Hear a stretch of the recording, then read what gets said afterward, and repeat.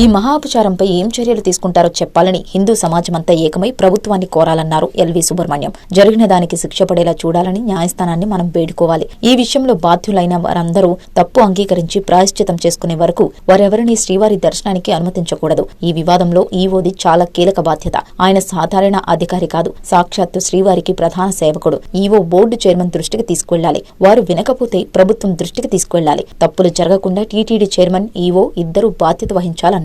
రాష్ట్రంలో ఆలయాలకు నెయ్యి సరఫరా విధానం పకడ్బందీగా ఉండేలా చూసుకోవాలి. గుజరాత్ లో ఉన్న అమూల్ నమూనాను ఇక్కడ అమలు చేయొచ్చు. ఉమ్మడి చిత్తూరు, నెల్లూరు జిల్లాల్లో రైతులను దేశీయ ఆవులు పెంచేలా ప్రోత్సహించాలి. వారు ఉత్పత్తి చేసే ఆవు పాలు స్వామివారికి నెయ్యికి వినియోగిస్తామని ఒప్పందం చేసుకోవాలి. అప్పుడు రైతులు స్వామికి సమర్పించుకుంటున్నామని భక్తితో పాలు పోస్తారు. పాల కేంద్రాలు పెట్టి ఆ ఆవు పాలు సేకరించాలి. అందులో నుంచి వెన్న తీసి నెయ్యి తయారు చేయించాలి. తద్వారా ఎవరి నుంచి నెయ్యి వస్తోందో టీటీడీకి తెలుస్తుంది. వేలాది మంది రైతులకు ఉపాధి దొరుకుతుందన్నారు ఎల్వి సుబ్రహ్మణ్యం.